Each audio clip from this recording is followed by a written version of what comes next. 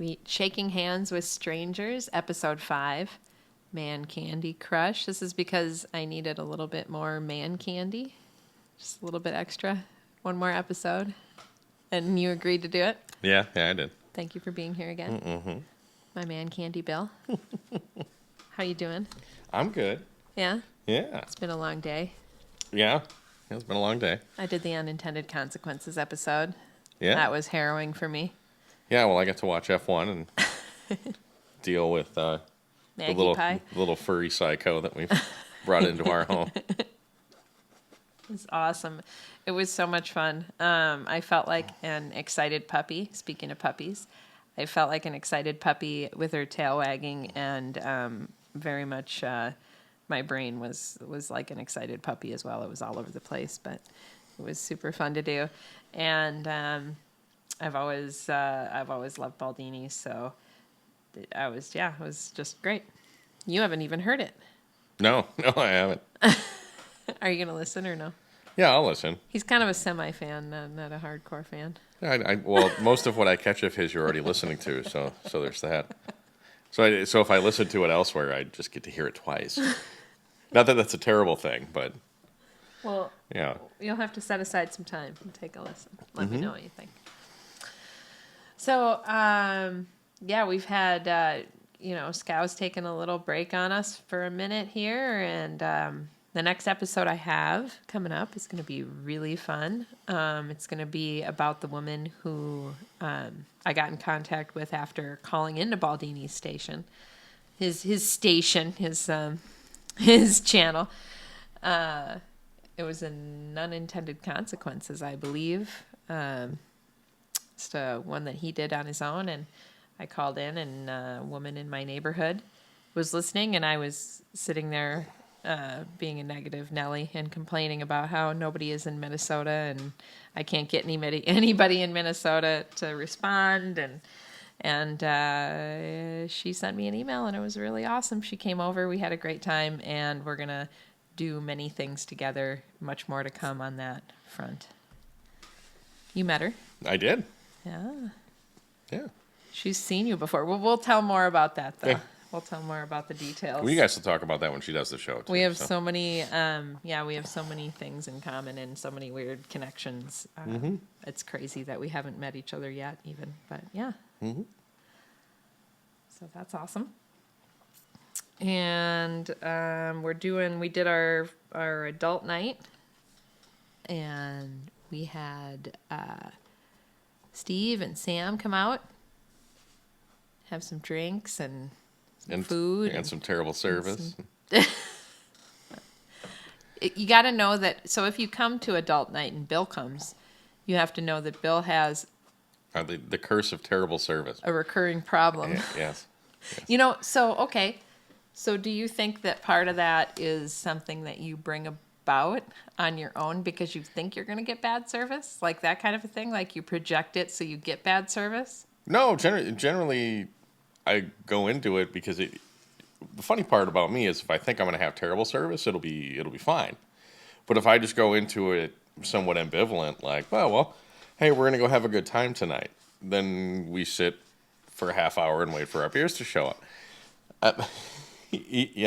Or we get our appetizer 15 minutes before we get our beer somehow. Not entirely sure how that occurred.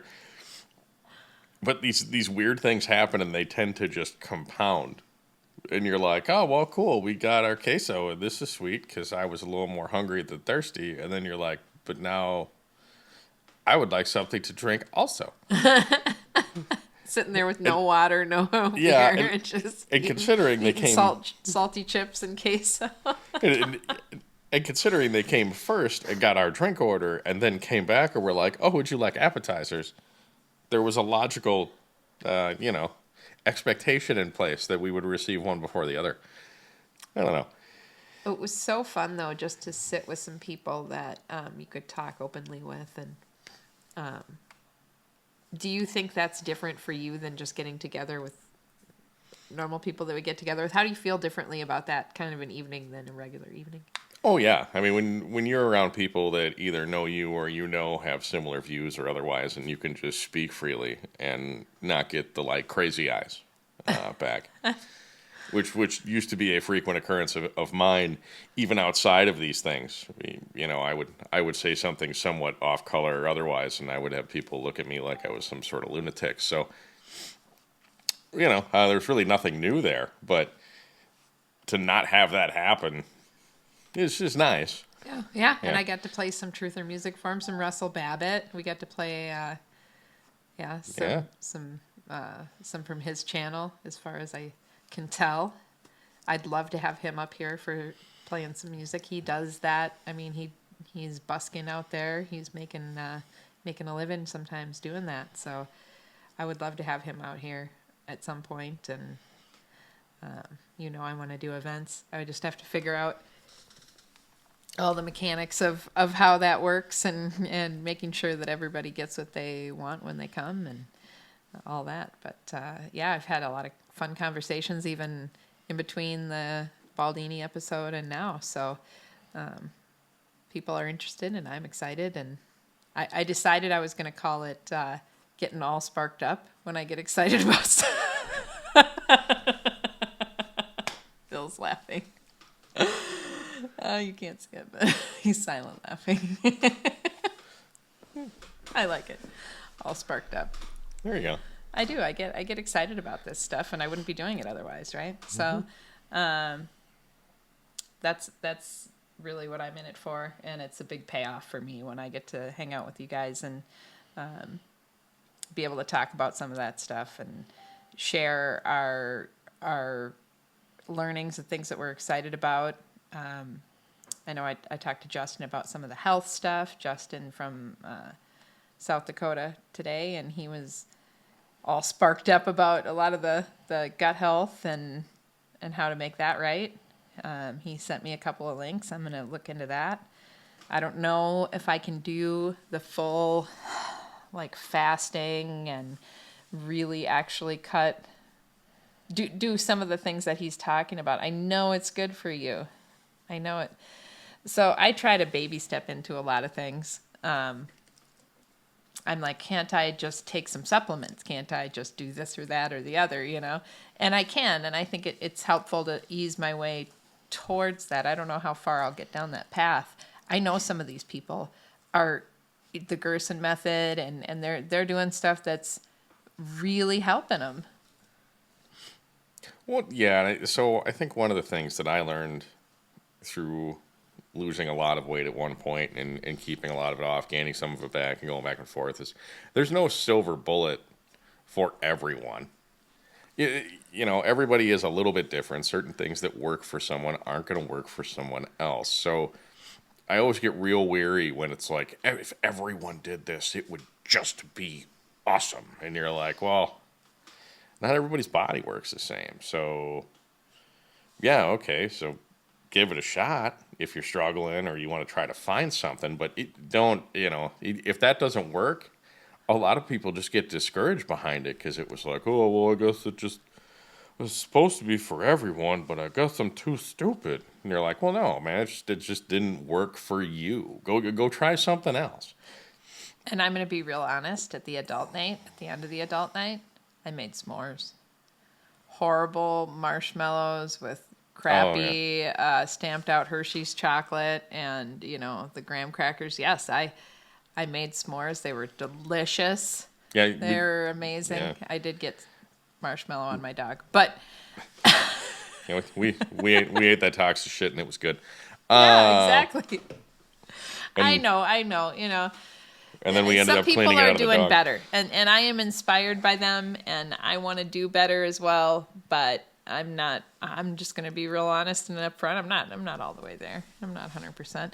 I will say, taking some of these supplements and changing some things in my diet, I feel alive again. I feel smart again. I feel empowered again. I feel like I can do those things I need to do in my life. That's important. Just as a base, just to feel that way. Well, definitely. I think one of the more universal things out there is the less processed sugar you intake, the better you're going to feel. Even if it's even if you're cutting back to cane sugar or whatever else. I mean, I get a little extreme with it as far as like I use monk fruit instead of sugar. I still ate that nasty ass s'more the other night. It was good, but you know, being, I mean, I guess targeted's a bad word, but being more cognizant of what you're putting into your body in general is a good idea. You know, not everybody needs to go crazy and do, you know, so I have the Whoop strap, and part of that is for, like, how hard I'm exerting myself while riding a bike, and like, how hard have I worked today, and what have I done, and, you know, basically all it's really done is tell me that I don't sleep enough, and I don't really burn all that many calories, and it's probably why I'm kind of fat. Well, let's talk about the Whoop strap, because you knew that was kind of going to freak me out when you got that, right? Because it's like the technology, the tracking, the like always on you kind of thing, you know. So that's a Bluetooth. It's a Bluetooth device, right? Yeah, so it's a Bluetooth strap that measures a whole bunch of different health diagnostic things, basically, and it measures strain, quote unquote, which is basically how hard you're working. Yeah. Right.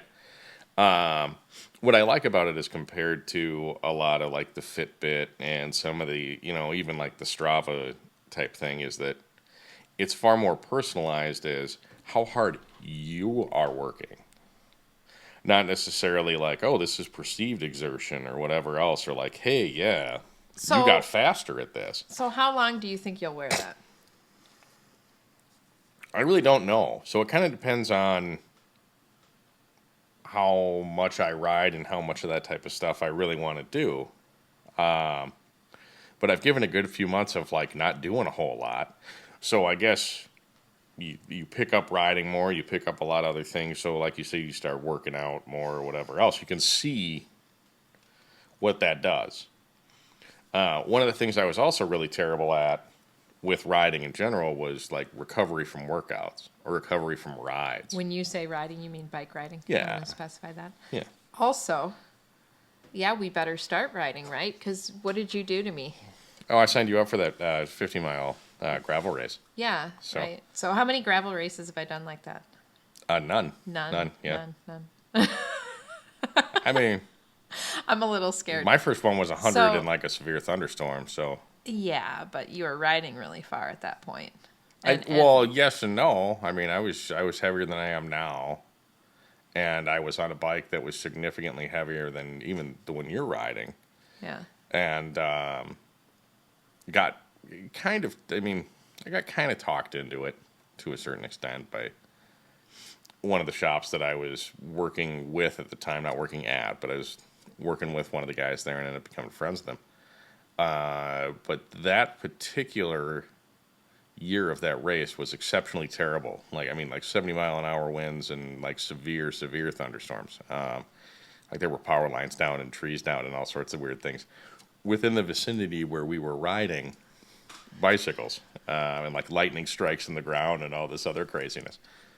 So. I'm going to switch to the bike picture now. Yeah. So you are committing to sticking by my side throughout this bike ride, right? Yeah. No matter how slow or crappy You're not or gonna be terrible slow. I am, you'll be right by my side, right? You're not going to be slow. Okay. Just checking. You might have to like ride circles around me. That'd be all right. No, that's with fine. me. I mean, really, the whole goal behind doing it relatively quickly is because it's how much time your ass is connected to that seat.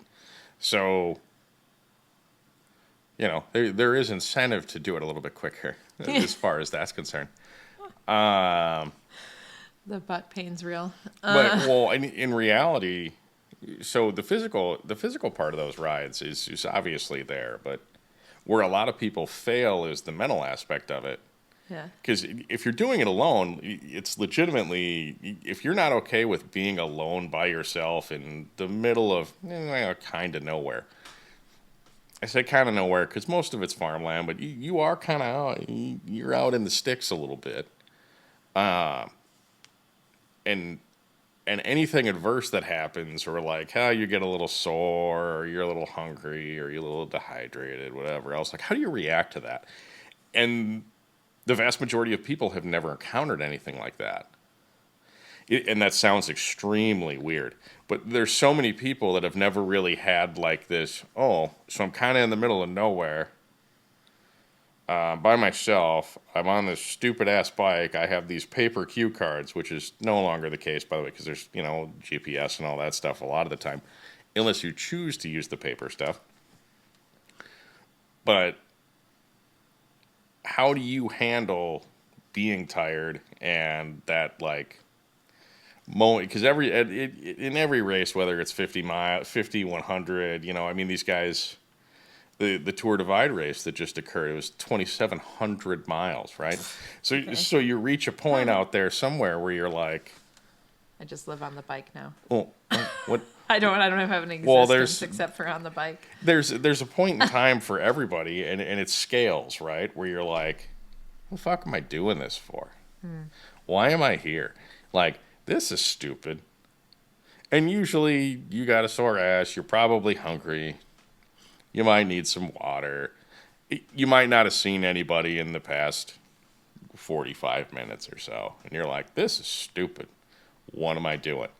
What do you do when that occurs? Do you keep going? Do you, like, pull out a sandwich, eat that, and be like, all right, I needed a Snickers? Like, what? We'll find out. What do you do, We'll find out. We'll report back after October to find out whether I was able to make it to the end. I honestly, if I cross the finish line, if I am the last one and the race is over and they're done and they all went home and I cross the finish line, I call that success at this point. Like, I'm not, you're laughing at me, I'm not expecting to do well. Doing well to me would be crossing the line. So that's not a bad expectation to have. I think, what is the time limit on it? I think it's something like 6-8 hours. I'm not going to do that, right? No, we'll be in before that. Okay, promise me. Yeah, we'll be in before that. So that's the thing, right? Like, Yeah. That 100-mile race I did, that first race I did, had if you came in over 12 hours, it did not finish. And I came in at 11 hours and 52 minutes. And it was like shit terrible. I looked like a wet dog. Like, we spent a half hour underneath a tree in someone's front yard because we couldn't even see where the hell we were going.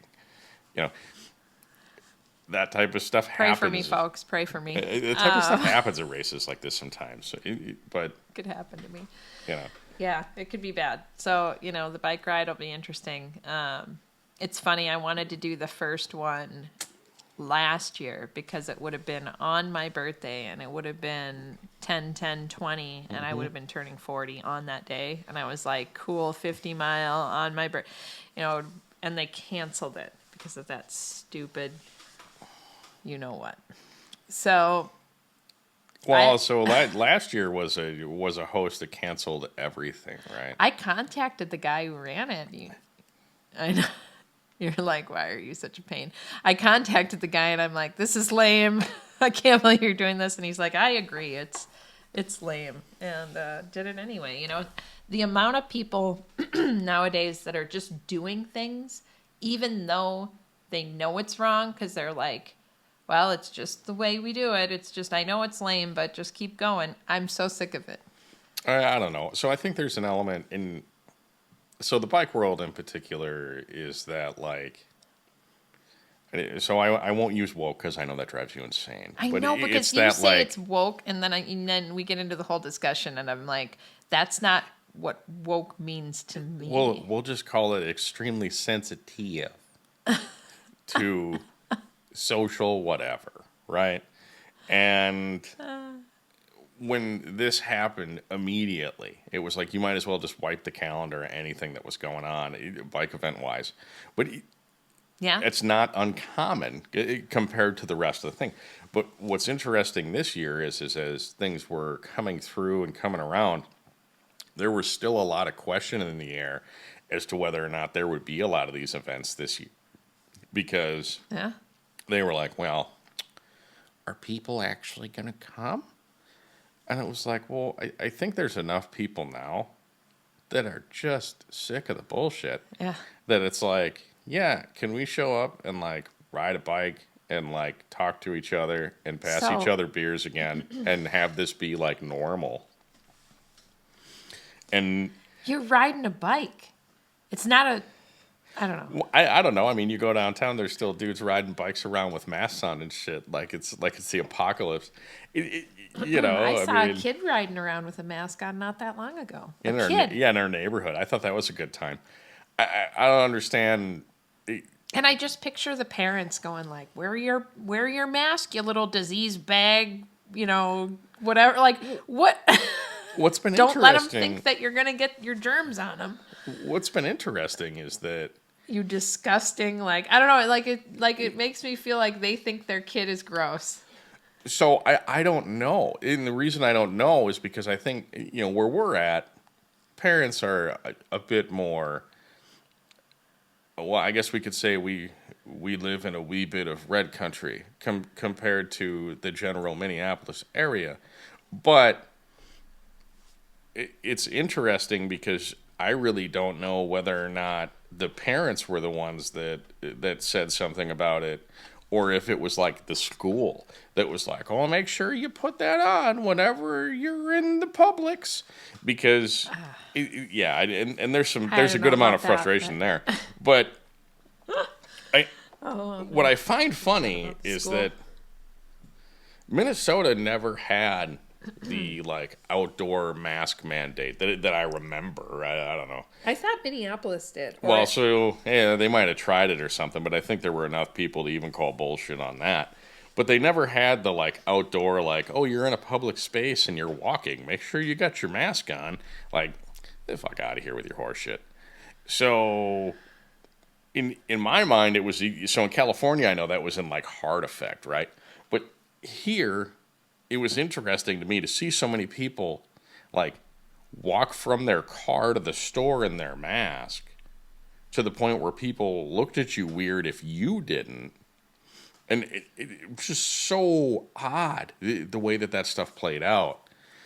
So people were really ready to adopt that, weren't they? Like they were just waiting. They were just hungry and anxious and ready to just say, yes, I finally have like my purpose in life is to get these masks on everybody, you know, and this is how society will be cured through masks, you know? Well, you like hit what? It, no, I mean, you hit the nail on the head, because everybody wanted a purpose, right? And there's so many people that don't necessarily like have a actual purpose, and like an actual purpose that is, I guess, measurable is weird, but that like makes them feel like they're actually contributing, right? Because there's so many people that like, you go to work in your cube all day and you do mundane shit, and then you come home and you do mundane shit, and you just rinse, wash, repeat. And now it's like, I'm wearing a mask and I'm important because they're telling me that I'm doing my part. And it's like, listen, I find it just as weird as the next person that the kid at Holiday is considered an essential worker, and that he could magically get sick and die or whatever else that they're hyping with this disease, right? Like, to have that told to you is weird. But I have a hard time with the, like, essential heroes, workers thing. It's one of those things where I'm like, listen, so, like, Ron, you've worked at Holiday for 25 years, and I mean, I guess your loyalty is admirable. Pretty goddamn far from a hero, but you do a really great job. And like, we're not saying what you do is unimportant, because I certainly don't want to do it. But I'm also not saying that like you're saving the planet because you're there for me to get my gas. Like, I don't... So I appreciate everybody, right? Like, I appreciate everybody's efforts and everything. I just don't understand that we know breathing is important to health, And we know all these logical things like teachers have better immunities because they're exposed to stuff. You know, hand sanitizer creates super germs, so we should just use soap and water. And how quickly everybody was just switched over to this. It was like a program, programming. It was like a program where they all just, it's like they flipped the switch and they all went, okay, Bert, now I'm on this program, and I say, we all repeat the same mantra, mask up 6 feet, little robots. I tell the story about when my boss was so excited to come in and scream at me, 6 feet, right? Yeah, but your boss would have been excited to come in and tell you anything that made her look like an asshole. Like, I mean, I hate to say it, but like, your boss can't leave people out of a wet paper bag. So she's not my boss anymore, so I can talk about this. I mean, so she still kind of is, right? But let's not talk about like, let's deny it. There's so many red flags there that like I don't understand how. Yeah, I don't understand. So she made me go 6 feet away. I stand because I was training somebody. I stood at the back of the room, and he's at the computer, and he goes, "Well, what about this?" And I'm like, I don't know. I can't see. We're done here. Guess the training is you figuring this shit out on your own, homie. Good luck. Yeah. It's terrible. But like these people were just so ready to and just waiting to like. I think a society has been created with so many people that really don't have a general purpose on a daily basis, that when you create these like marketing campaigns, because let's be honest, this is what that is, right? It's the same thing like the vaccine thing. Like, listen, if you got to create a lottery and be like, you could win $1 million if you let us put this weird shit in your arm, like if you've got to incentivize this to the point that they've had to incentivize this to get people to go do it, something's fucking weird. Yeah, that's wild. It's the same thing when this came through with masks and everything else, right? You're doing your part. You need to stay away from people. You need to put your mask on when you're outside in nature, because God help us if that fucking tree gets you. Like, what? There were so many nonsense, weird shit things going on. And all while this is going on, like, society in general was basically just institutionalized over the course of a handful of months, right? Well, years. I mean, years, but I mean, like, severely, right? So, like, the conditioning has probably been happening for a significant amount of time. That's what I mean. Like, it was like everyone was just waiting for that button to hit, and then they hit the button. And it was like, oh, dang, that worked way too well. Right? Well, just surprising for me, I thought there were more people. I really believed there were more people that would have stood up and said no. I believed there were people who would say, no, you're not shutting me down. You're not shutting my business down. That's insane. This is America. Stop that. Get out of here with your nonsense. I think... Right? Why was there not more pushback? And there was that story about the guy up north, remember? He was trying to keep his bar open. And he got sued, and whatever happened to him, he couldn't do it anymore. But I think the reason he couldn't do it, and I don't know if they just tried to use him as an example to show you that you couldn't, but I felt like the reason it wasn't working was because there wasn't 30 people saying the same thing. I don't necessarily think so. I think what happened is that guy got the publicity. There were probably a handful of places out there, right? Not all that far from us. There were restaurants and bars or whatever that was like, if you consider yourself the mass police, go the fuck somewhere else. Was actually on a sign. But they still shut down when they were supposed to shut down. Did they? I don't remember. So there's an element of that where, but that guy was like out on the news talking about fuck you and your mask mandate. Yeah. You guys can fuck right off. You can do all these things. And then what was really funny for me, where a week later, he's standing out and he was like, guys, I was wrong and this is really bad and I'm really sorry. And I'm really sorry, and it was bad, and I realized that I hate all the grandmas by doing this, and this is terrible. And I'm like, did you guys feed this guy fucking drugs? Did you take him in a room and like have him raped by 30 people? Like, did you just give him the slipperiest soap in the weekend prison you put him in? Like, what happened to have this flip occur like on a dime? Because all of a sudden it was just like, I really wonder if that was a story to say, to tell and show everybody that you can't do it, that we will get you, that you can't be open when we say you have to be closed. Well, the flip alone says to me that at the very least, they really, like, they might have, like, raped that guy. I don't fucking know. God, but that's terrible. On the best side of it was contrived, right? Yeah, like, you know, and then you had the, like, every bar that stayed open is magically owned by some sort of goddamn derelict or whatever. You know, they had the guy that owned I forgot what, I think it was called Alibi or something like that. It was a bar on the southern end of town. Other issues. Well, and he was on the other end of town, and you know they're like, oh, he's not requiring masks, and he's not requiring this, and whatever, and it's like, oh look, he's a felon, and he did these things, and well, he drinks at his own bar all day, and then he goes home and he, you know, punches his girlfriend in the face or some shit. And you're like, yeah, so you chose, you just highlighted coverage of a derelict doing this when there were a bunch of other places that didn't give a shit either. But it was the like, this is the bad man and only bad people do this.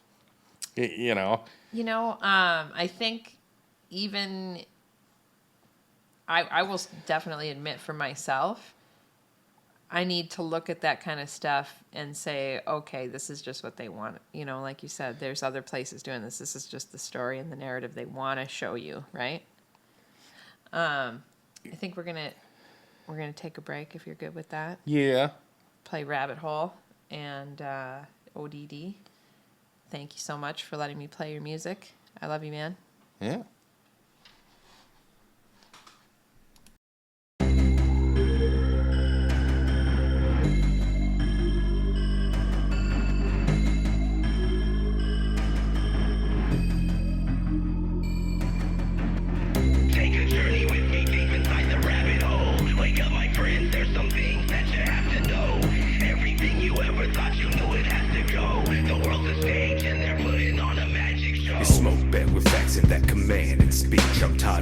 Motherfuckers rapping flaccidly. They say the earth is photoshopped because it has to be. I see the zealots calling flat earth blasphemy, saying it's an anti-science catastrophe, repeating talking points oh so casually.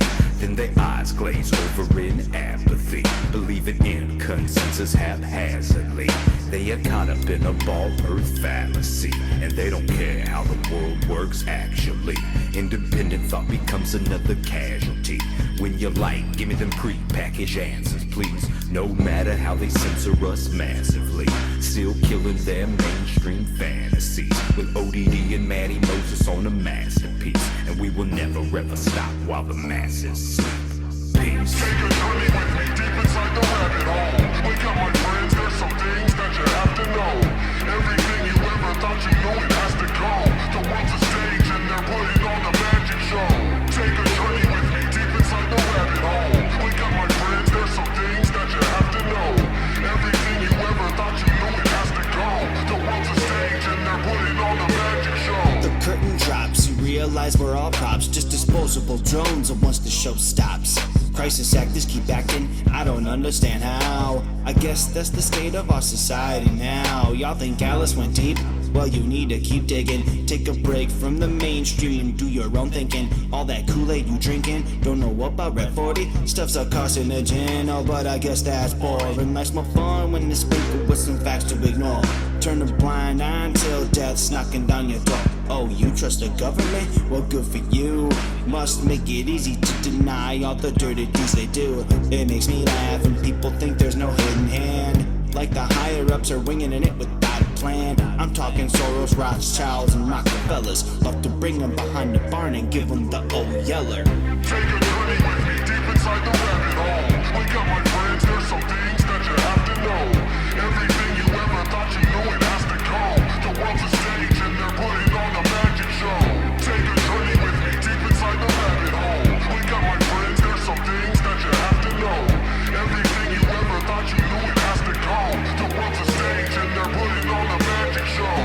world is ran by wicked, parasitic psychopaths. And the system that we live in was designed to crash. The lawn is full of snakes slithering inside the grass. I'm gonna mow it so it's easier to find their ass. We need to talk about how the whole world has been enslaved. We need to talk about what happens when you misbehave. We need to talk about 9/11 and Sandy Hook. You won't find our true history written in any book. I can't stand to look at what's happening, it's overwhelming. I wanna see people take a stand, but there's no rebelling. Sheeple getting bamboozled, but yet they barely notice. That's why I'm riding with my soldiers, smoking Matty Moses. We're shedding light everywhere until all the roaches scatter. And we ain't stopping until we get who we're going after. Take back our power and then dig ourselves out of this hole. Create a better future for us. Yeah, that is the goal. Take a journey with me deep inside the rabbit hole. Wake up, my friends, there's some things that you have to know. Everything you ever thought you knew, it has to go. The world's a stage and they're putting on a magic show. Take a journey with me deep inside the rabbit hole. Wake up, my friends, there's some things that you have to know. Everything you ever thought you knew, it has to go. The world's a stage and they're putting on a magic show.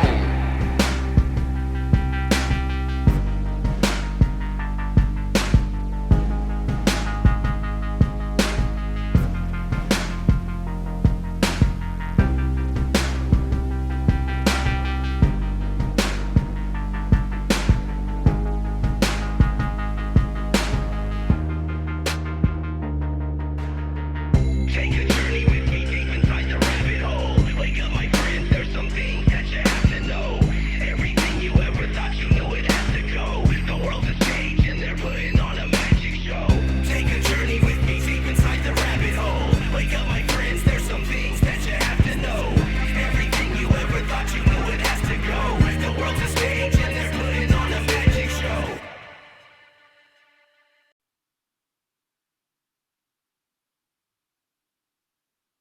For real?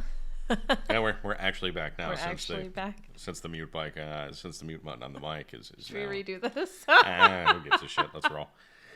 Everyone always says that to me. I'm always like, redo, and they're like, no, just let it roll. The other good news that I have is that Bill says I can hit the bong on air. So Oh, he says that's all right. there we go. So I hope y'all find that all right.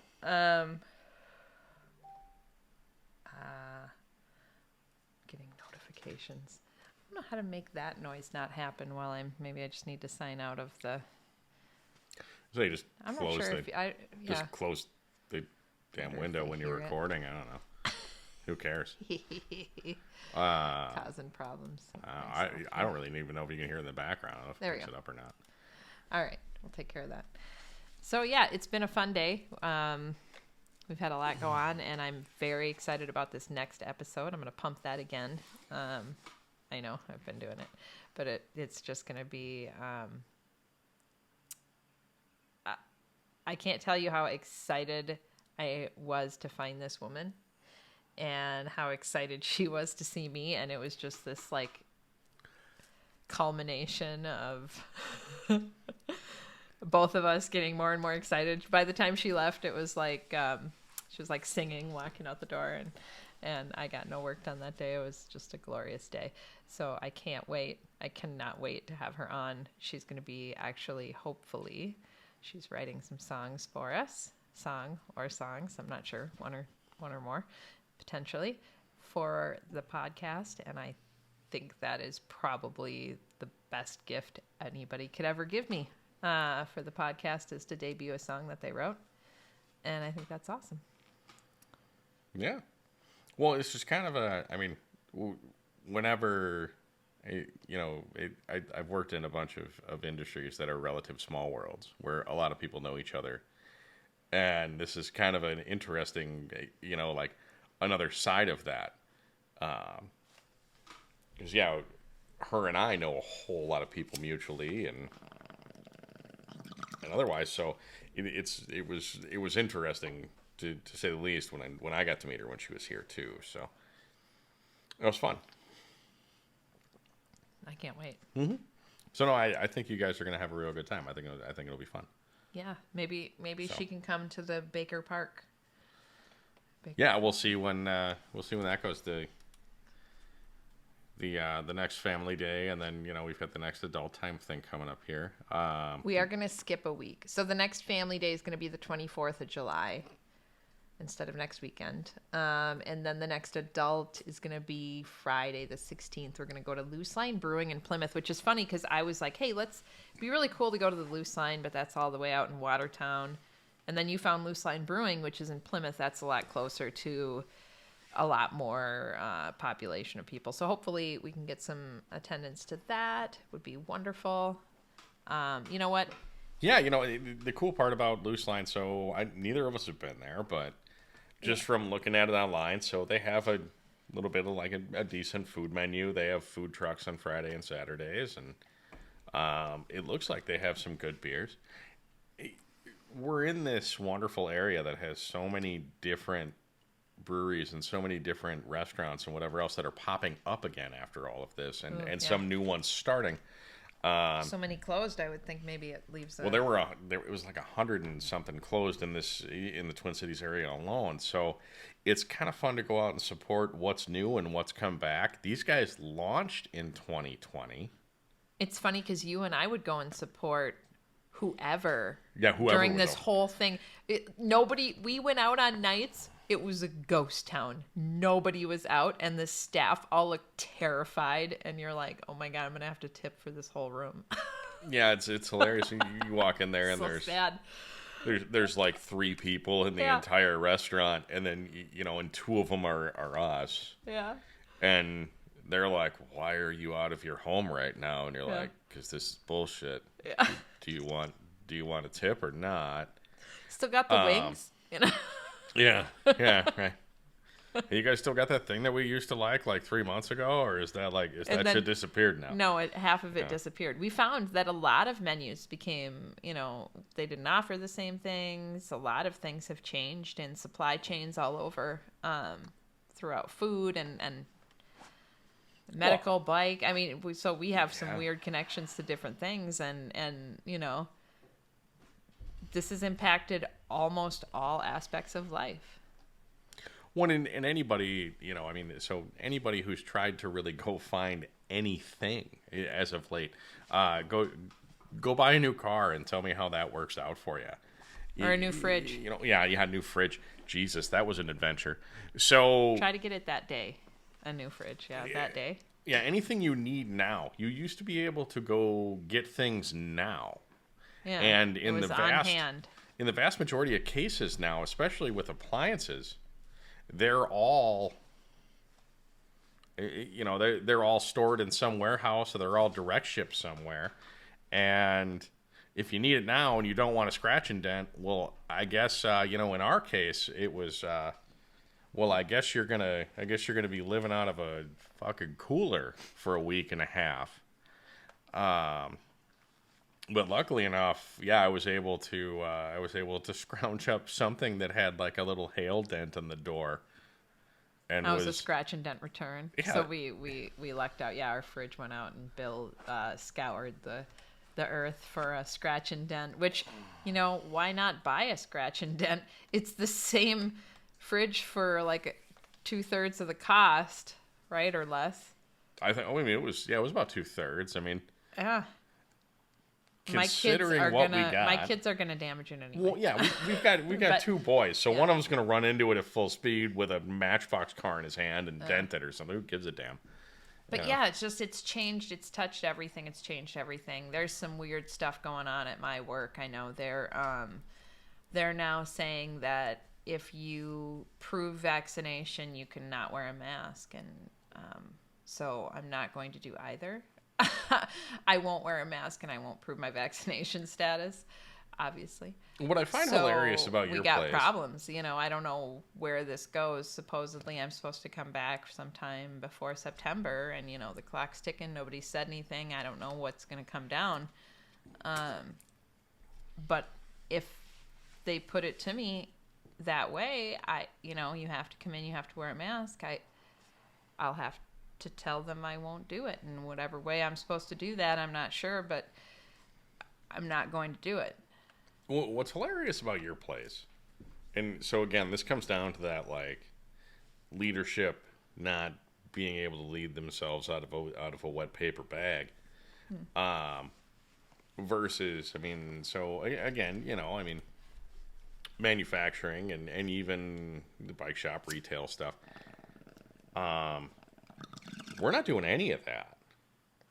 So for a place after all of these things to have been lifted to like keep clinging to that last bastion of whatever that we're going to require, and you're going to tell me, and you're going to do this and this and this and this, and then they wonder why they can't find people to work for them. And then the manager or the guy who's in charge of all the production staff comes out and says, I want everyone vaccinated. I mean, so what do you think? So from his perspective, like, sure, that makes sense, right? But then they did that because they held the like mass event, and they didn't change any of the policies around like when you have symptoms. So then it was like, oh, if you have any symptoms, you got to be out for 2 weeks. Well, really what you did is you gave these people, so these people came in and they got the vaccination, and then they had 2 weeks of vacation to go find a job where they don't treat them like children. It's like we decided... I mean, what the fuck? It's like they said, all right, we've made life as hard as can possibly be. People kill themselves over stress. They lose it over, addictions. Life is short. They don't eat right. They don't take care of themselves, but we need to amp it up a little bit. We need to really like damage people's health and really stress them out more. Like we really need to crank it up to a whole new level of terrible. It's just, I accept none of it. I really want to accept none of it. It makes me want to go and live out in the middle of nowhere. I'd love to see the statistics on suicide throughout this because, yeah, I mean, isolation for children. The mask. So I'm a part of a group, wCoffee.org, and I'm also the part of the group of the Mask Off Kids, right? And they've proven that the suicide rate is higher than any kid that's died of COVID. And we're still insisting on these masks. Well, what does that do to the suicide rate? What is this? Oh, I'm not even talking about the mask. I'm just talking about the isolation, right? So, like, you shut down. Oh, and Jimmy sniffled, so the whole friggin' class has got to go home. What the heck is going on there? Well, you got that going on too, but whatever. I mean, you don't even have to be you could pay the kid next to you to say he's sick, and then you get to go home. Right. Well, I'm wondering how much of that was the kid like, if I sneeze right now. So crazy. Everybody ain't got to be here for a while. I'd be the cool kid, right? Like, my God. But it's nuts. When you look at a lot of, so this comes back around to like the PTSD thing with soldiers and stuff like that too. When you look at that, and a lot of these guys think that they're alone and they think they're the only one, and they think that they're not normal, and they think they have this giant fucking problem, and that it's this like thing that they can't talk about because they obviously are the only person because no one else is talking about it. Well, so you take away all the avenues to these people like going out and doing something, right? And then you have people who are probably already relatively borderline to begin with. And then, so let's say they work in hospitality, right? Oh, cool. So you're a server? Well, hey, go home. That's cool. We're going to give you money and whatever. But, like, if your whole outlet was being able to go out and interact with people and interact with your coworkers and whatever else, and now you're sitting home alone in this, like, shithole studio that you rent because you were never really there besides to, like, sleep, shit, shower, shave, and hit the door. And now you're like, Jesus Christ, this is my life? Like, this is fucking terrible. Like, why the fuck do I live here? Why do I have these things? I mean, why do you think that Home Depot and contractors and whatever else, if you wanted anybody trying to improve their place, yeah. Well, everybody's trying to improve their home because magically now they actually have to fucking spend time there. Right? That's true. So there were so many things I'd be willing to bet that when they bought the house that they were like, I don't give a shit about that. I'm not gonna whatever. And then now they're working from home or they're doing whatever else, and they're like, well, Well, the fact that I don't get Wi-Fi in the basement because it's some sort of fucking Faraday cage that was built in the 70s is a problem, because this is where my office is that I need to work from. Or, you know, there's so many things that people are starting to realize now, and then this work from home thing especially. I mean, I know a number of people that have done the, like, I'm never doing this again. You know, you mean I don't need to spend an hour and a half in my car every day? I feel that way. I don't ever want to go in again. Well, and I was saying, I know that was kind of where I was going with it, but Yeah. Well, I don't know if I can make that happen, but I'd like it. Or, you know, I was talking to somebody who said a mixed schedule where you go in 2 days a week and you stay home 3 days a week is more common now. Well, I think employers have started to figure out, I mean, to a certain extent, too. So, you want to pay people less? All right. Well, they don't have to drive to you. And to be perfectly honest, there's a relative value to that. Like, so between wear and tear in your car or whatever else, or maybe even owning a car. Like, that's the... I tell you, that's the sideways piece of there's that. benefits of staying home that I just cannot even express. So, you know, I got a new puppy.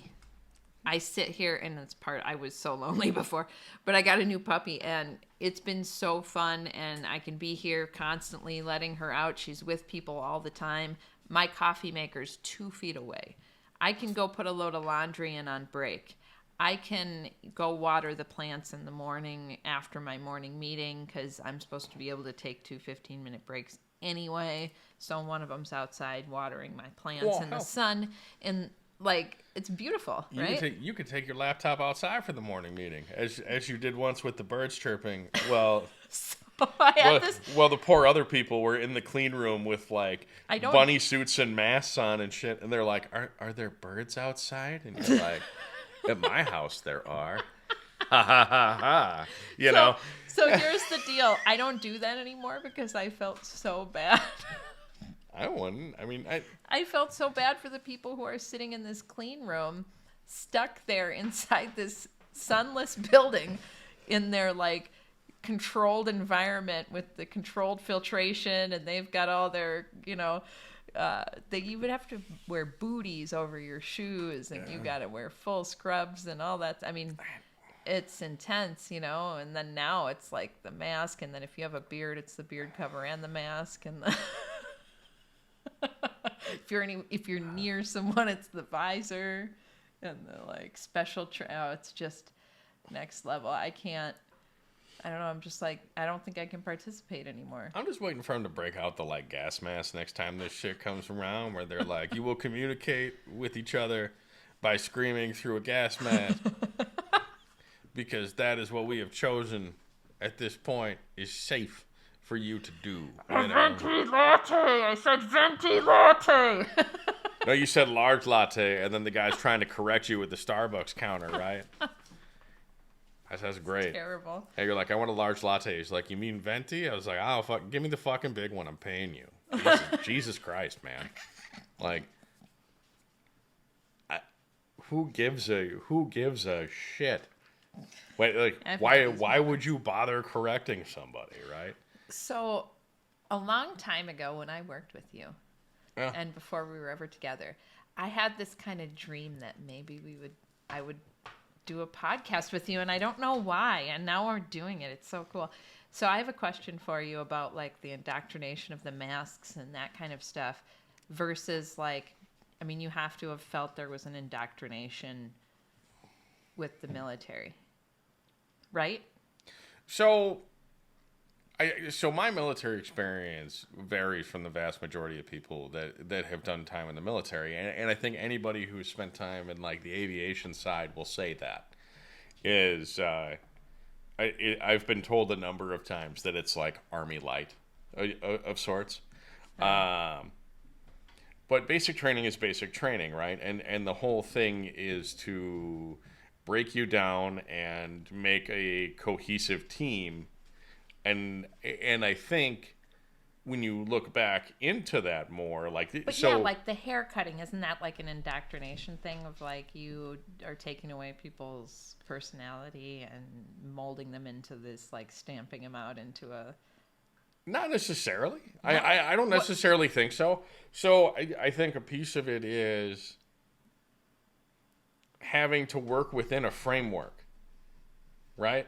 So they don't just like, if you go in with a short haircut, they're not going to buzz cut you and shit. It's not like it's it's not like they just go in there with a razor and they're like, guess what, motherfucker? Like, at least that wasn't my experience, right?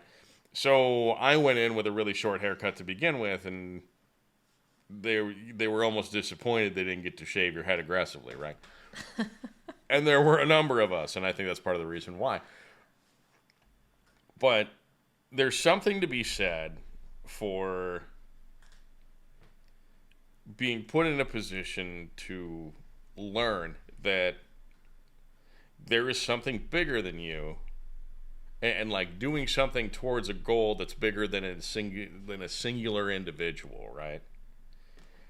And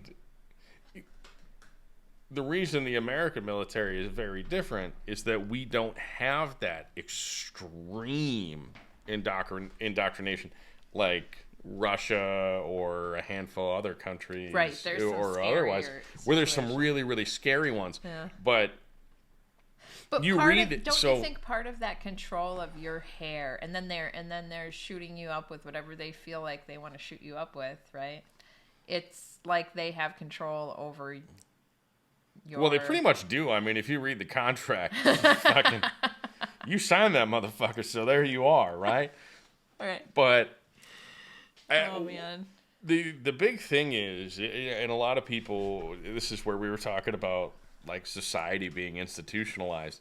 You know, I got a fair amount of shit from a number of people that I know that were like, "Oh, you're just institutionalized because you're in the military," and blah, blah, blah. And I'm like, that's cool, man. A crazy old man told you to put a fucking mask on, and you thought that shit was a good idea for a year, and now you're yelling at people that don't do it, and you're standing 6 feet apart from each other, like everybody's got the fucking plague and they're gonna die. You really don't have room to talk to me about what being institutionalized is, right?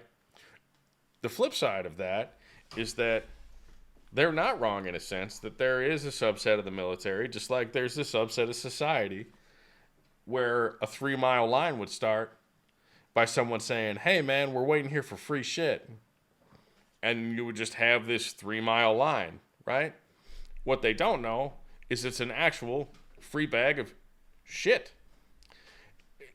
Because no one ever asked. It was just free, and here we are, right? And they were like, "Oh, we're going to have to go back to the farm and get more of this." Like, so what a lot of people don't necessarily realize is that the military is just a microcosm of society, right? There's a little bit more extremes in the military because it's smaller. But you're not a good person because you were in the military.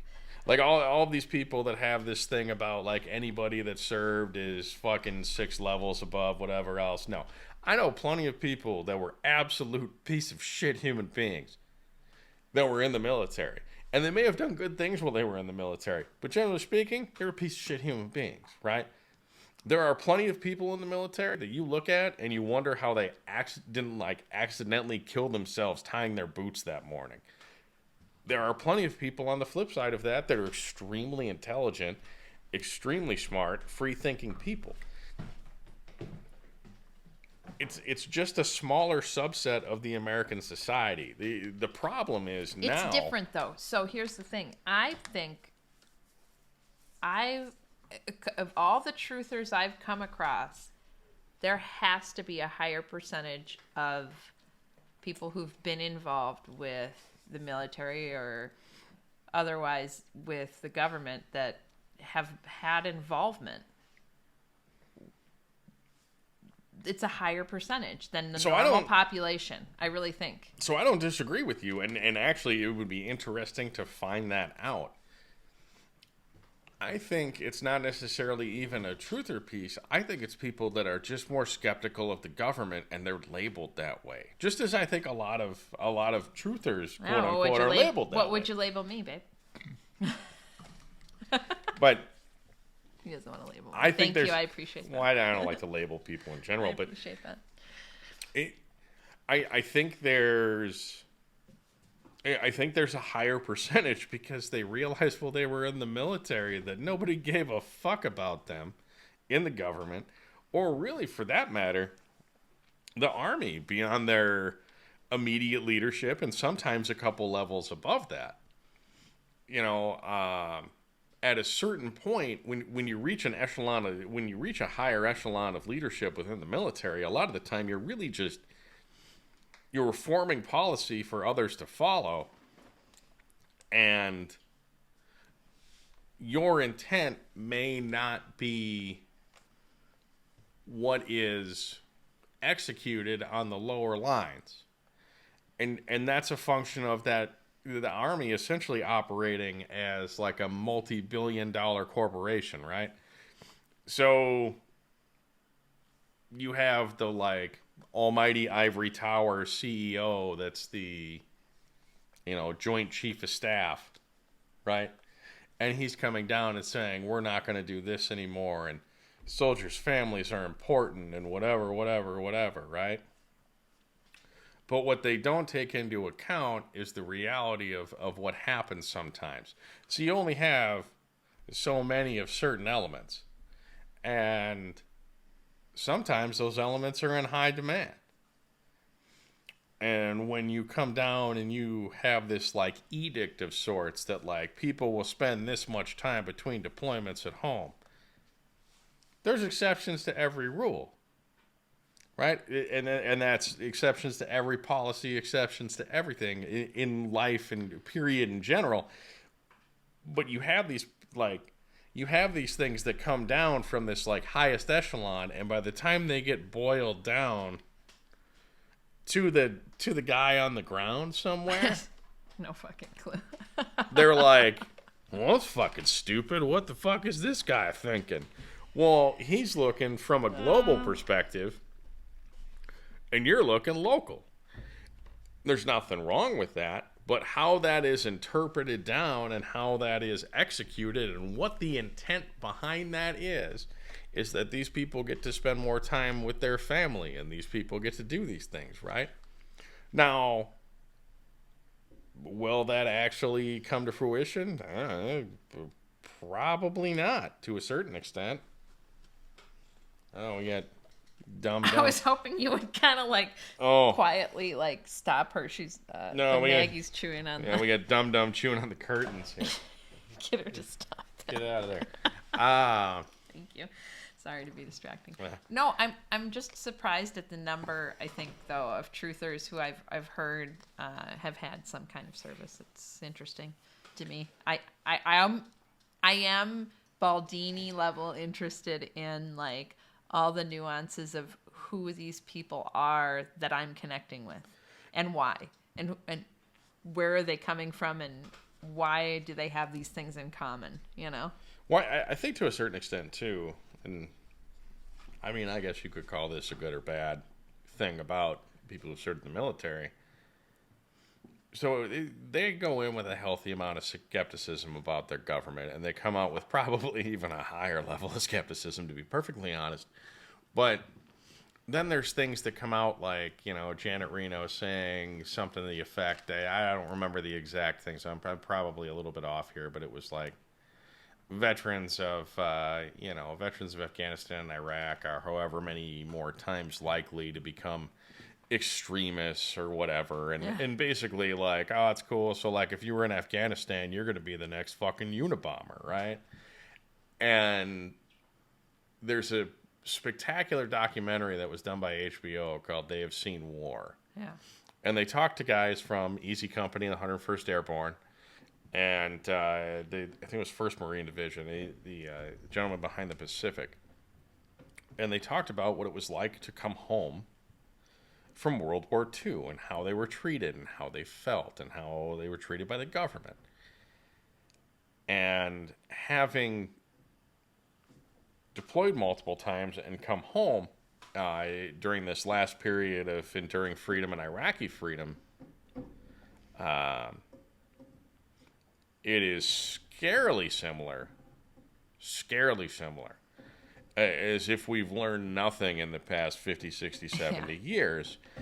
And the first time I watched it, it was actually really hard to watch because they're like, yeah, you know, they made us out to be extremists. They made us out to be these things. They talked about us like this. And even just some of the similarities of coming home from that, where you think people are looking at you different, and you think people are looking at you weird, and you know everybody comes home with a certain element of post-traumatic stress. Whether or not it actually becomes a disorder, frankly, kind of depends on your community and the people around you and your family. That reminds me, the book that you gave me to read, Tribe. Yes, Tribe, by Sebastian Junger. I think he's the same gentleman behind Restrepo. If you haven't seen Restrepo, it's actually, I would suggest watching it to understand what that is about, what Afghanistan is about. But he wrote Tribe after he had a post-traumatic experience of his own, I think in the subway, if I remember correctly. It was another interview I was listening to. And he wanted to know what worked and what didn't, and why, particularly why American society. Well, what worked and what didn't for people coming home, right? Yeah. And for that feeling of... so the tribe part, it kind of starts out, too, in the beginning talking about tribal society versus now, and how I liked... It even goes into the cry it out method with a baby, right? Do you just let that baby cry it out, or do you... And for me, like, something that you had recommended to me, I was surprised it was so, heartfelt and touching in that way. Well, yeah. So frankly, a lot of the books that are sitting around the house that are mine, there's a handful of them that I told her not even to open, because I heard them on another podcast, somewhat summarized and otherwise, but some of the things that SOG gentlemen did in Vietnam and I don't some of wanna those hear that. battles and it's, incredibly violent and incredibly just the fact that people live through this at all, and the fact that people are here to tell these stories is awesome. Yeah. But and the fact that they've lived through them and succeeded and moved on through life and whatever. So back to the Tribe book. If you really want the I don't want to read this and whatever else version of it, it basically boils down to where there is a close-knit society of people that help this individual work through or help other individuals work through their issues and reintegrate into society and understand that this is temporary and that this person has endured some awful things. One of the things they reference is the fact that, in Israel, everybody does their 2 years in the military. And in Israel, frankly, they see a pretty significant amount of action. So these people that are coming out of the military, or the people that become career military and whatever else, they have far less problems because the entirety of society there at some point serves in the military, and they have an understanding of what that entails. And the civilian military gap thing has been it's been debated to death, but the plain fact regardless of your feelings on it, is that less and less people are serving, but beyond that, a lot of them are coming from less educated areas in the South, frankly, and And they're doing it for the scholarship, for the well, so money, they're doing it for an the opportunity to school. get out. Yeah, to get out of where they are. But the focus on the book and tribe was kind of about do you have a community around you that truly interacts with you, supports you and I would say in person without a mask on, Yeah. that you can rely on, right? What doesn't even necessarily rely on? The majority of society works together as a cohesive team, right? Like, So you rely on that, right? It takes a village aspect is literal. You don't see much of that anymore, I mean, so before I moved in here, I had not met. I mean, I lived in my previous house for 5 years. I had not met a number of my neighbors. And to be perfectly honest, after I didn't really care to. But that's another story. But within a year of being here, we have met, and I have personally met, the vast majority of the people that live around us in some shape or form. And Well, that's what I mean, right? Like you rely on your neighbors of like I know that my neighbors over here are pretty much watching the house all the time. They call me if something's weird. They call me if something's odd. One of them has a key to my house. My kids know to go across the street to my neighbor's house if there's some trouble or a fire or anything like that. well, I mean, let's go. I mean, let's go a little So you farther. rely on that. So Part of your the woman next door was out there one night mowing her rather large lawn with the 18-inch push mower, and we have a very nice mower, and it was getting dark. Rider, and like yeah, that. we have a very Quick. nice riding mower, You can and do it it's quick. getting dark, and I know she's a nurse. She's a nurse. She works weird hours. She doesn't always have whatever else. And I was mowing our lawn. I went over there and I ripped out the bigger part of her lawn in the back there. And I didn't think anything of it because it's one of those things where it's like, oh, I can help you. Okay, well, we'll go do this. And that's more of that community piece to me than my anything neighbor else. brings me vegetables or Yeah, we have another stuff neighbor for the who kids. has the giant like mecha garden in the backyard, Yeah. and whenever we try to grow something, or if we do, we're asking her for advice on it. We're doing these things, so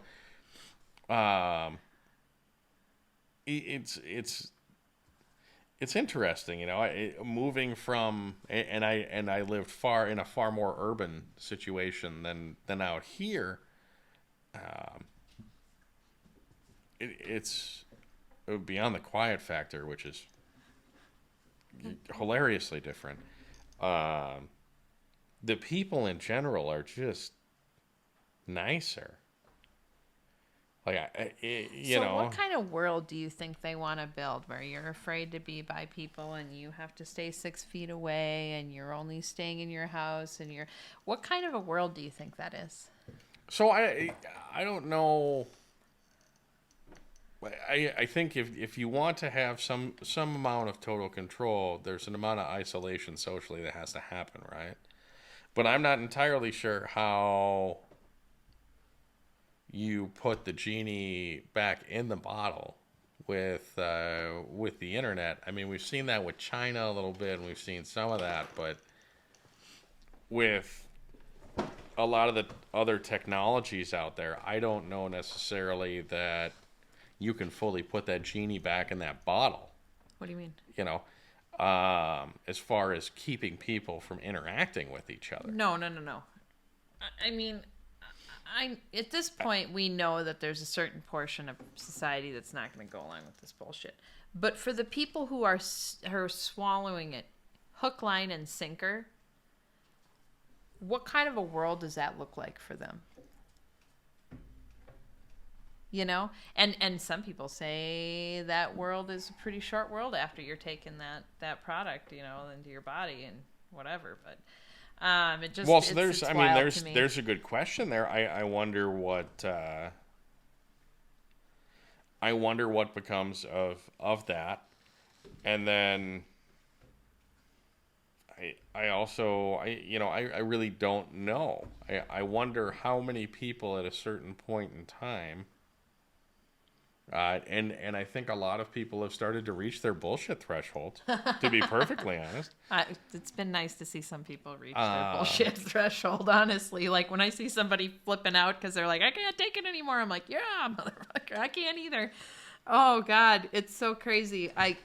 Some places, you know, are locking down harder than others, and it's just so different everywhere. But I think everybody in this community, everybody that I talk to online anyway, not maybe the people I talk to at work or in my neighborhood, people that I respect and like, we're way beyond sick of this bullshit. We're done. Yeah. And we're looking for what's the solution? How do we stop? How do we get out of this? How do we become and act and conduct ourselves like sovereign humans? You know, well, so here's the thing. There's got to be something there for people to go to when they reach their bullshit threshold, right? There's got to be an alternative, because then they're just like, I can't fucking take this anymore, but I don't know what the fuck else is happening, and everybody that's against this shit is also like all of these labely things, right? And I think that's part of the problem that is really challenging to address. Like, so this is bullshit, but because this is bullshit doesn't necessarily mean that, like, you go straight down to... So I'm going to say a couple of things that might make some people angry. I'm just going to preface this now. So just because you think that the mask is bullshit and you think the government's overreached and you need to get back to a little bit more common sense in governance or otherwise, or maybe, okay, so maybe you lose your shit and you say we want to, like, completely dump this governance thing and fuck everything and whatever else. But you're not, so, like, you're not into the flat earth piece, or you're not into 9/11 was a hoax, or you're not into these things. Who's not into 9/11? Well, come on, who's well, there's a lot of fucking people. So what I'm saying is that I feel like nobody reasonable I talk to thinks that 9/11 wasn't a fucking hoax of some kind. Here's the thing. There needs to be some sort of stepping stone path for people coming into this, because one of the things I noticed from being with you and coming into this, that, like, there's a real issue with drinking from the fire hose. Yeah. Right? Yeah. So if you think the mask thing is bullshit and you think this is a problem, and you're listening to somebody about that, and all of the sudden, I don't know, you end up in this land where everything hits you at once, right? And I think a lot of people have a hard time handling that. Not that these things are false, and not that these things don't have validity. What I'm saying is that introducing somebody to these things all at once is, I mean, it's like hitting them in the face with a frying pan, right? So being able to have some amount of finesse and some amount of like introduction, and not necessarily hand holding, but some amount of like light walking into this world, right?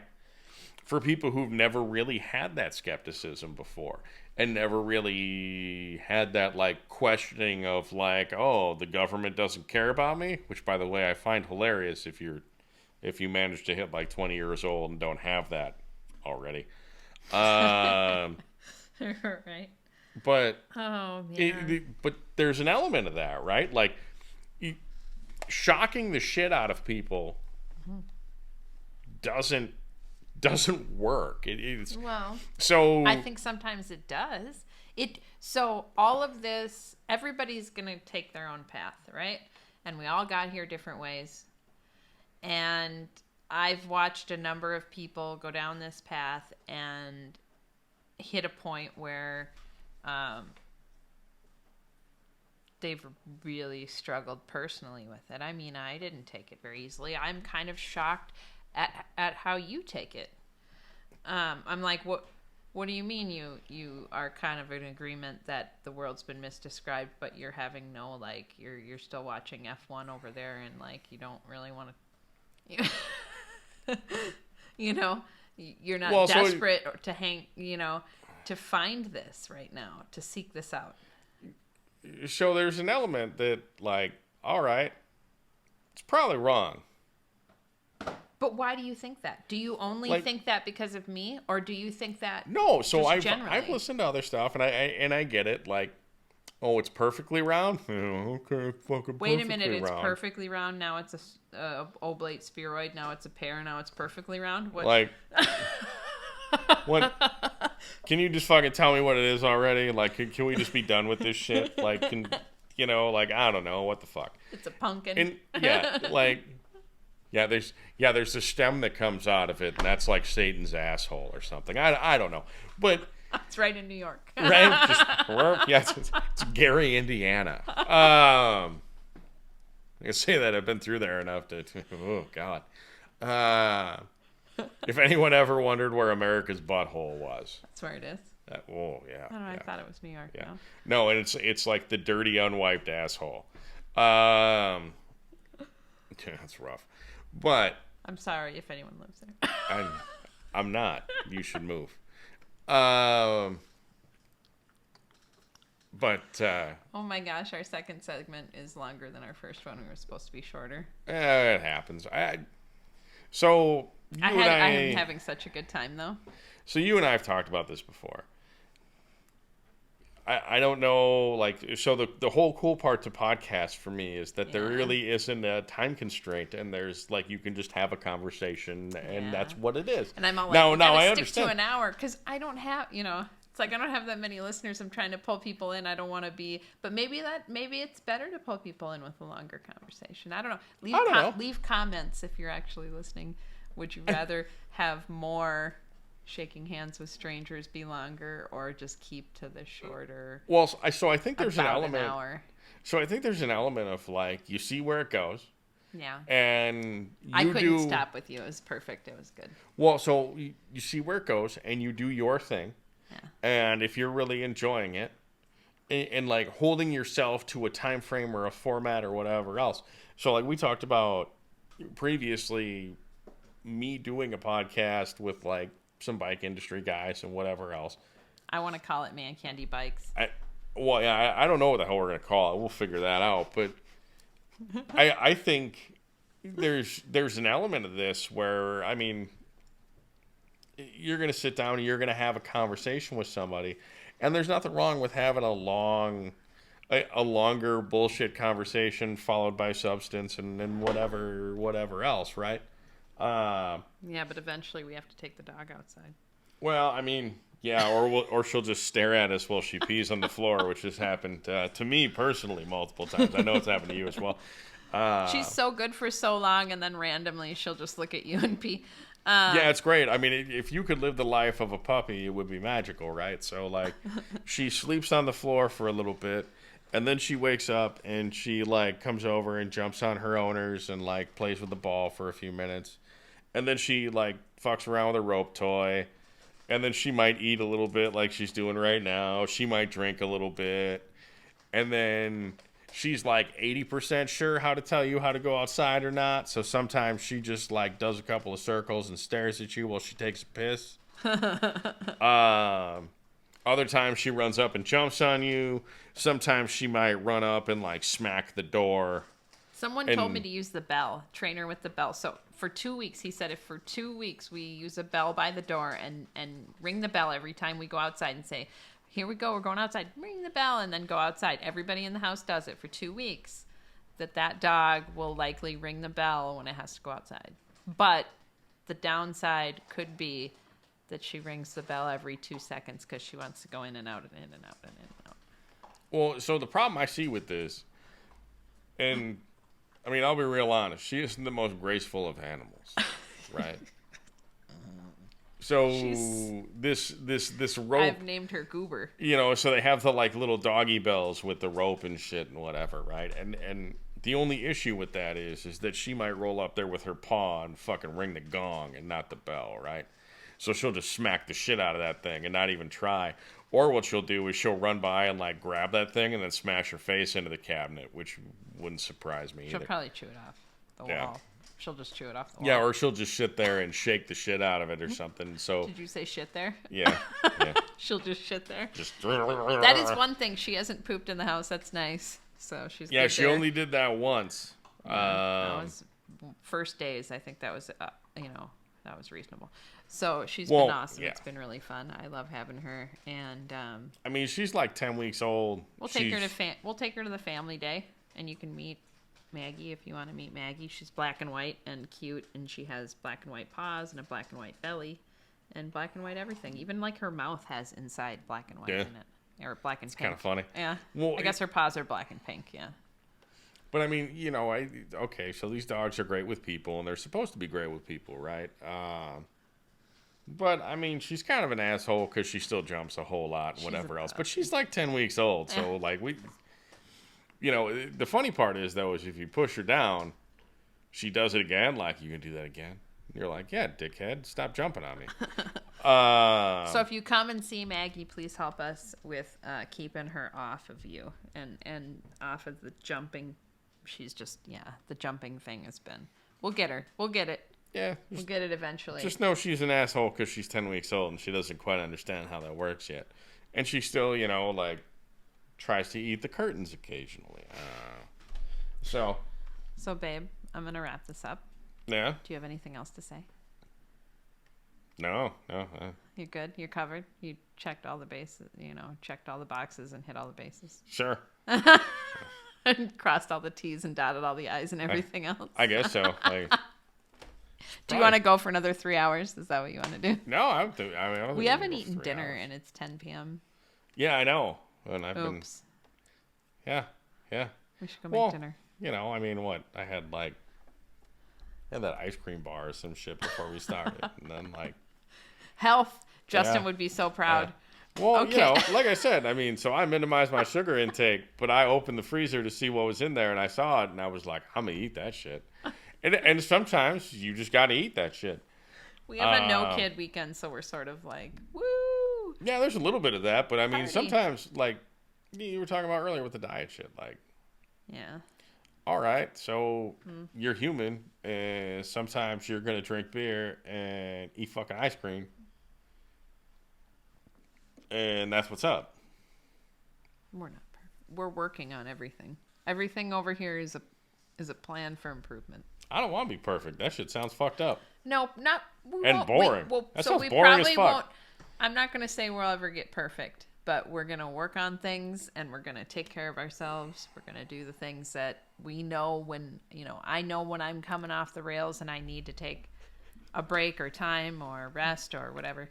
Take care of ourselves, drink plenty of water, get all the nutrients and vitamins that we need in our bodies if we need it. We're trying. We're doing our best over here. We're doing excellent. We're going to keep improving. I know. You like my pep talk. Okay. I was going to say, So- like, all right, coach, when the fucking game start.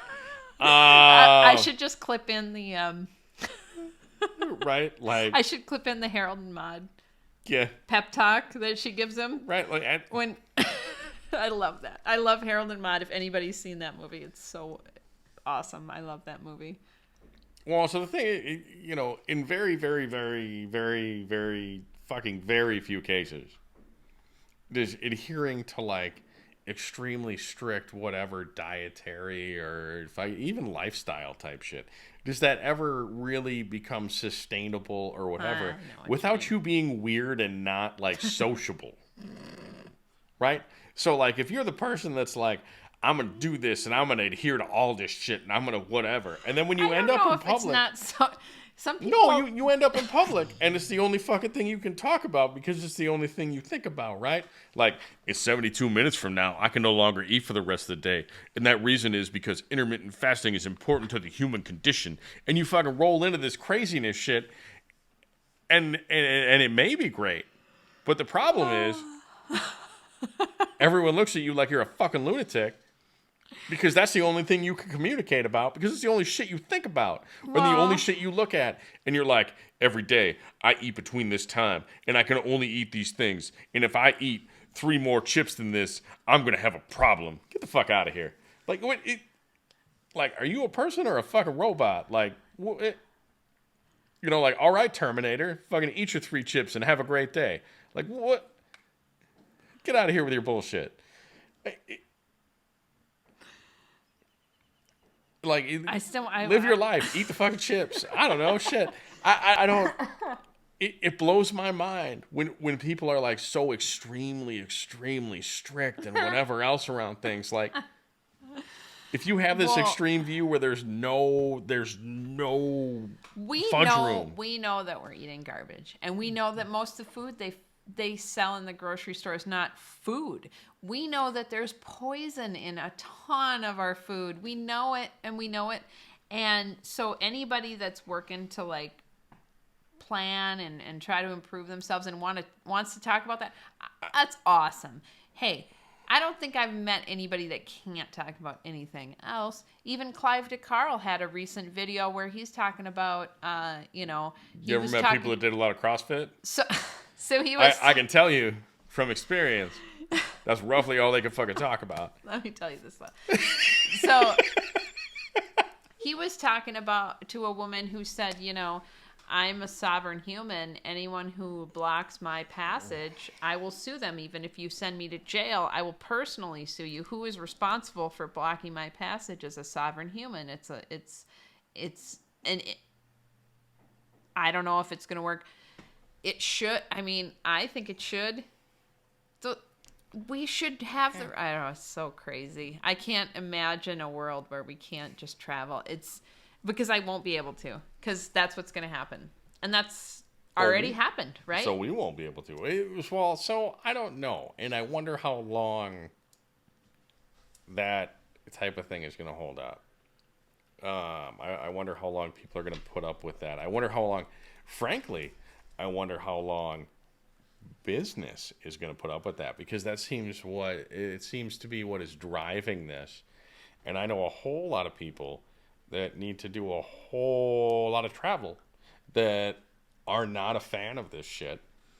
And I'm wondering at what point that's going to reach a fever pitch where they're like, it's okay, we don't care anymore. Like, is that a year? Is that 6 months? Is it a month? Is it 3 months? Who knows anymore at this point? So here's the thing too. Like, so if they say it goes back, okay, everything's fine, you can travel, we take these restrictions away, right? When do they come back? 6 months, a year, 2 years, 3 years, 5 years, every week? What? Well, so here's a question though. So when they come back, I really wonder if they could ever actually execute something the same way again. Because I think there's a certain element of this, like, so there was a couple of articles out there where they're like, well, they're talking about mask mandates again with the Delta variant. and the comment section...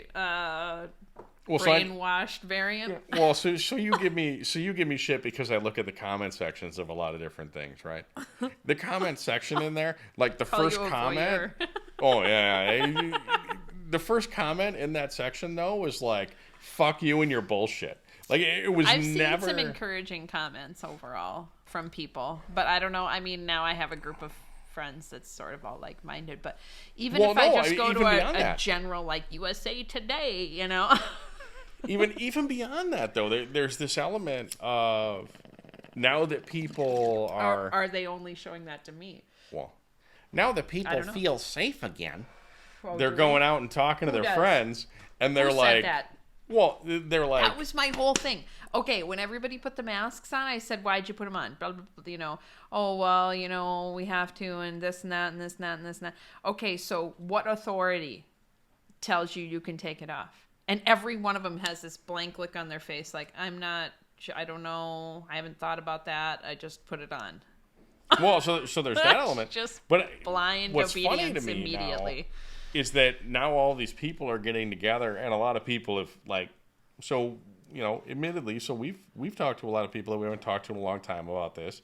I've talked to a lot more people just from people coming into the shop and whatever else, and they're like, yeah, you know, I mean, I really talked to anybody for like a year, and I didn't know anybody that got it, and I'm just starting to think that this whole thing is all fucking bullshit. Just starting to and think. you're like, it took you a year to figure that out. But it's almost like it's almost like a reaction test, you know, where like the enemy comes in and like feigns an attack to see like what you're doing. Yeah. And I'm wondering what that looks like, because there are so many people now that like have done nothing important whatsoever in their entire lives to this point, that have been around for 30 something fucking years. And now they're like, I'm important. It's important to me to take video of people in the Target parking lot not wearing their mask. So this is important. I just have to tell you that both people on Facebook that showed proof of joining the Satanic Church Yeah. are people that were all pro-mask, pro-vax, pro-science. They joined the Satanic Church. People I knew and I used to be in circles with. And I was like, unfriend. And then I was like, oh no, I didn't. I unfriended them too fast because I should have seen everyone that liked it and unfriended them as well. Like, and I didn't. I was like, I just immediately unfriended them and got all freaked out. What are you doing? Listen, What are you doing? if you doing announce that? on What Facebook, the heck is wrong with if you? you announce on Facebook that you're like joining a church in general, I usually sigh or frown or something of that sort. Okay, this anyway. is different. But this is like, hey, how's it going? I've welcomed Satan into my life, and you're like, what the fuck? you're like, well, that's fucking weird. That's what I don't understand. So if it's that like oversharing on the internet thing again? It's not just oversharing. It's like, where is your brain at? What is happening? And Well, it's the like, why? it's Even the if normalizing. so you either believe in Jesus and Satan, or you don't, right? And if you do, aren't you joining the good camp? Why are you like, I'm signing up for the shit camp, I'm heading there now? Like, what is wrong with you? Well, it was like that. It was like the fucking Disney movie or whatever else they made that was like, the Wicked Witch was actually okay. And you're like, Of course that was Disney. What are you talking right. about? I don't even know what you're talking about. I guess we got to see this from the other side. I think it was a Wicked. Wicked? Yeah. Okay. Where they were like, this is the story from her side. And I'm like, I never really gave a fuck about this, but I guess you just had to put some shit out to make more money, and you couldn't put the same thing out for the third time because you already released it twice. I don't know. So weird. I want to watch more weird documentaries and things with you. I love you. Love you long time. Look, we went like a whole Yeah, hour. well, I mean, so what? I love it. I love you you know, long time, baby. I mean, the dog's down there like trying to eat something again. Fucking who knows?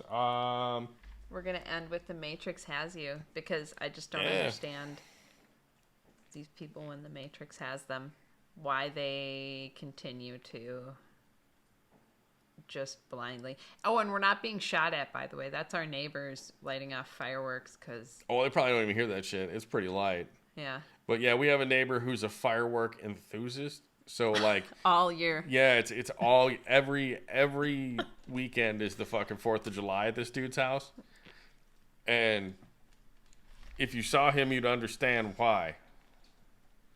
I'll leave it at that because anything else would be considered extremely insulting.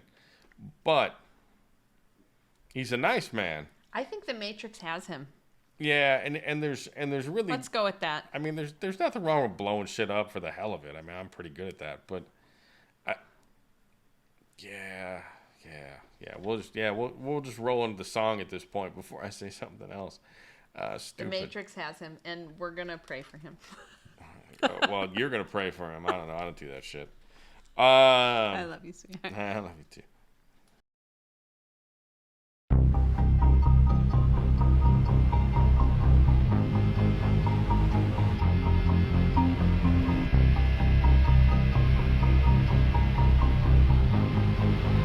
All I'm offering is the truth. In debt, your payments past due. Your life just races past you. Wake up, the Matrix has you. Wake up, the Matrix has you.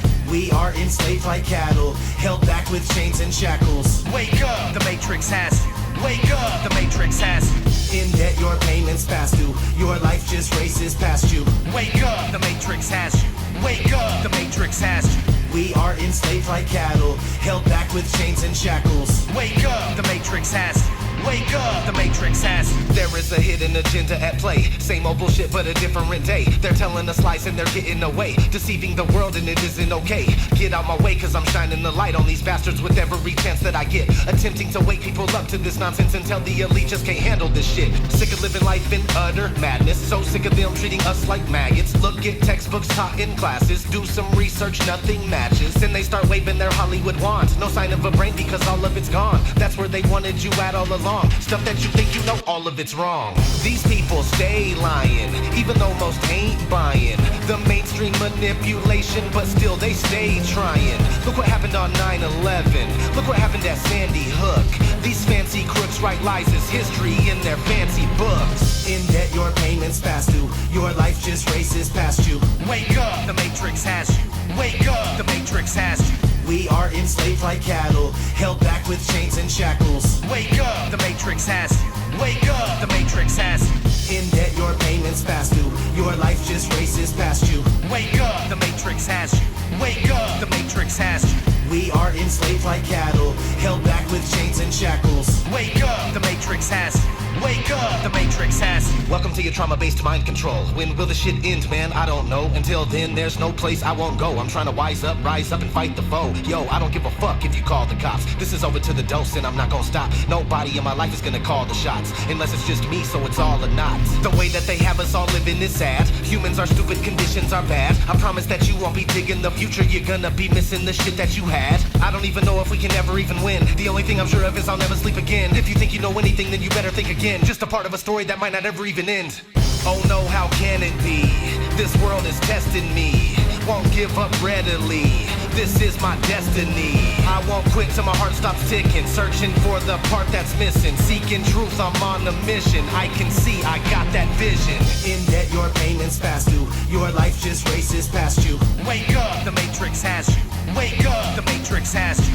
We are enslaved like cattle, held back with chains and shackles. Wake up, the Matrix has you. Wake up, the Matrix has you. There is a